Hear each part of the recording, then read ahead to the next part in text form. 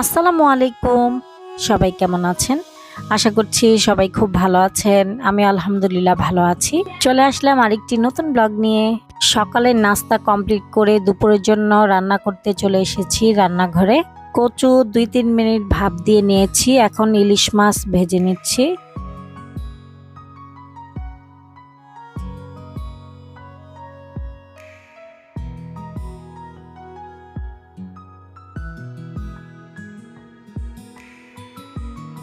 কচুগুলোকে ভাপ দেওয়ার পর একটু হালকা মশলা মাখিয়ে ভেজে নিচ্ছি।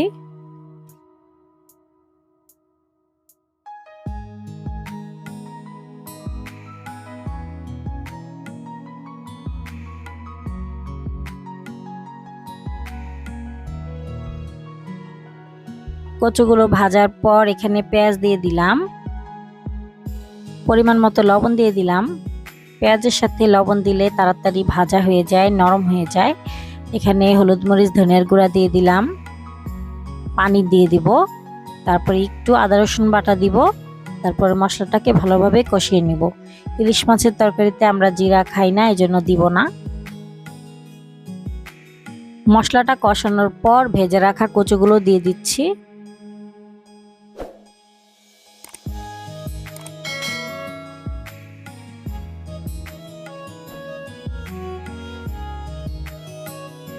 মশলার সাথে কচুগুলো হালকা কষানোর পর আমি ঝোল দিয়ে দিচ্ছি। যেহেতু কচুগুলোকে ভাপ দিয়েছি আবার ভেজেছি, এজন্য বেশিক্ষণ লাগবে না রান্না করতে। এখন মাছগুলো দিয়ে দিচ্ছি। কচু সিদ্ধ হয়ে গেছে, কয়েকটা কাঁচামরিচ দিয়ে দিলাম। আর একটু ঝোলটা টানিয়ে নামিয়ে ফেলবো।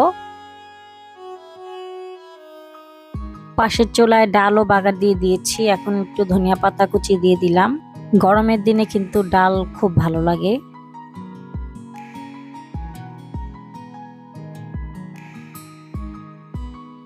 কচুর তরকারিটাও রান্না হয়ে গেছে। এখন আমি করলা ভাজি করব ইলিশ মাছের ডিম দিয়ে। পেঁয়াজ দিয়ে দিলাম, করলা দিয়ে দিলাম, পরিমাণ মতো লবণ দিয়ে দিব,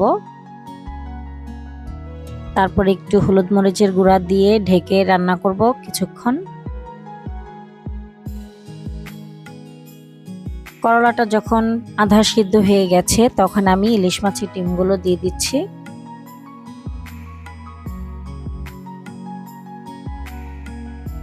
এখন আমি অন্য চুলায় গরুর মগজ রান্না করব। এখানে পেঁয়াজ দিয়ে দিলাম, পরিমাণ মতো লবণ দিয়ে দিলাম, গোটা গরম মশলা, দারচিনি, এলাচ, লবঙ্গ, তেজপাতা দিয়ে দিলাম, কাঁচামরিচ দিয়ে দিলাম।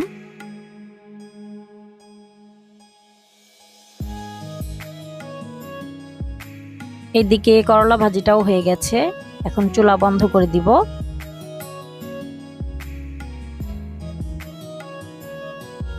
পেঁয়াজটা ভাজার পর এখানে হলুদ মরিচ ধনিয়ার গুঁড়া দিয়ে দিলাম।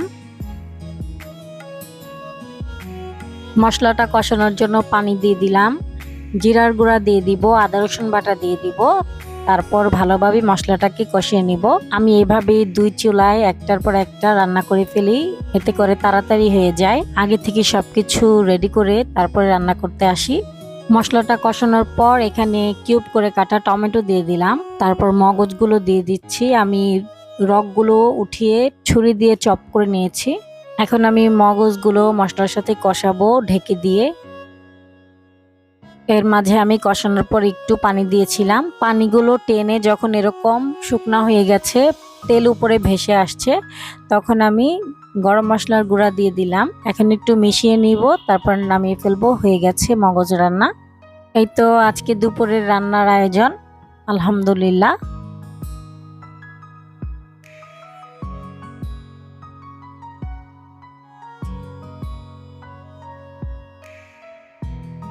বিকালবেলা চিকেন ফ্রাই করছি।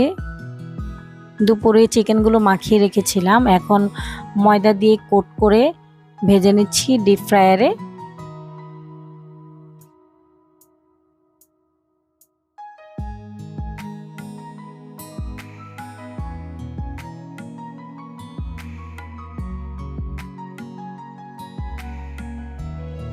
বার্গার বানাবো, এই জন্য বার্গার বানগুলো বাটার দিয়ে সেঁকে নিচ্ছি।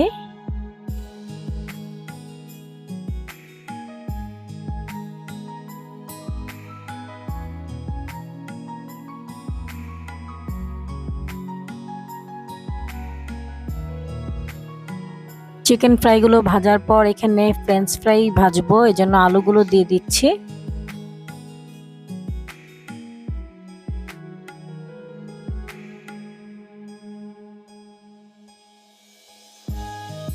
এখন আমি বার্গারগুলো বানিয়ে নিব।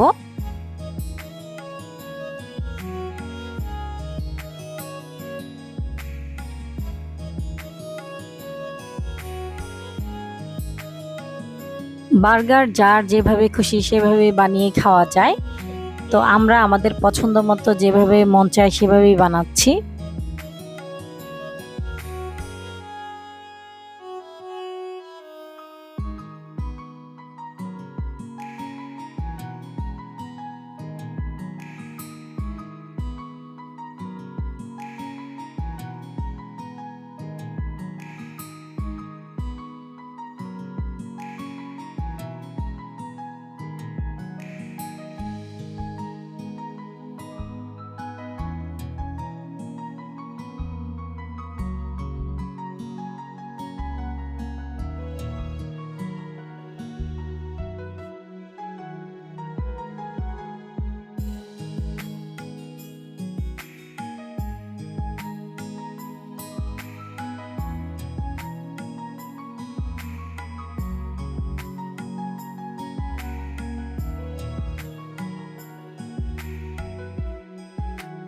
আমার ভিডিওটি যদি ভালো লেগে থাকে তাহলে প্লিজ একটি লাইক দিয়ে দিবেন।